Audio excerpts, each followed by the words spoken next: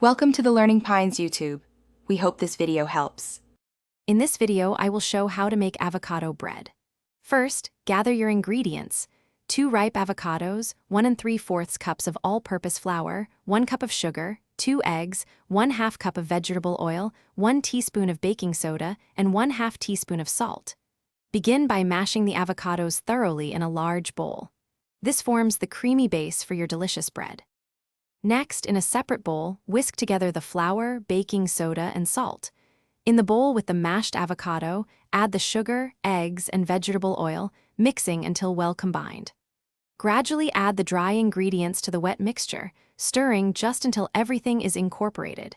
Be careful not to overmix, as this can lead to a tough bread texture. A few lumps are perfectly fine. Now, pour your prepared batter into a greased 9 by 5 inch loaf pan. Place the pan into your preheated 350-degree Fahrenheit oven. Bake for approximately 50 to 60 minutes. To check for doneness, insert a toothpick into the center of the loaf. It should come out clean. Let it cool in the pan for 10 minutes before transferring to a wire rack. Once your avocado bread has cooled on the wire rack, it's ready to slice and enjoy.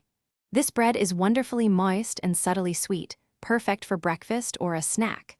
You can serve it plain or try it with a light spread of cream cheese or a drizzle of honey. It also freezes well for up to 3 months. For more great tips and deals, including that link for darn tough socks, check the description below. Thanks for watching. Thanks for watching. Consider subscribing if we helped you.